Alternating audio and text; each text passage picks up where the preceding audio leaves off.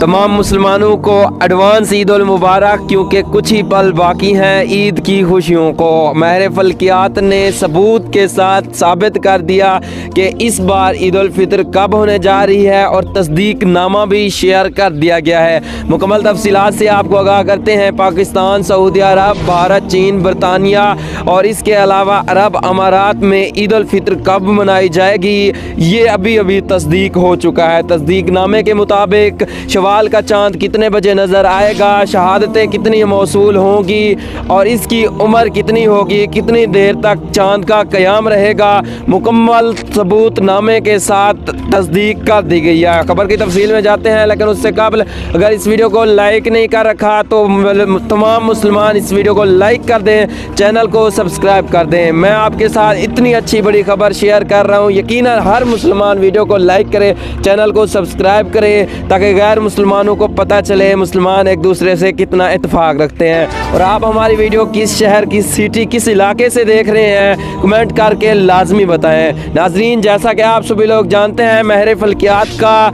ये एक किस्म का रिकॉर्ड रहा है कि आने वाले वक्त का अंदाज़ा वक्त से पहले हो जाता है। इस बार भी इन्होंने साबित कर दिया कि आने वाले वक्त का अंदाज़ा हो चुका है और तस्दीक भी हो चुकी है। पाकिस्तान, सऊदी अरब, चीन, बरतानिया, अरब अमारात में रमज़ान अल मुबारक का चाँद एक साथ नज़र आया था। महर फल्कियात के नई तस्दीक नामे के मुताबिक इस साल भी एक साथ ईद मनाई जाएगी और 20 अप्रैल को इन तमाम ममालिक में शहादतें मौसूल होंगी, शवाल का चाँद नज़र आएगा, 21 अप्रैल को ईद मनाई जाएगी। महर फल्कियात की ये पेशन गोई आपको कैसी लगी, कमेंट सेक्शन में ज़रूर बताएँ।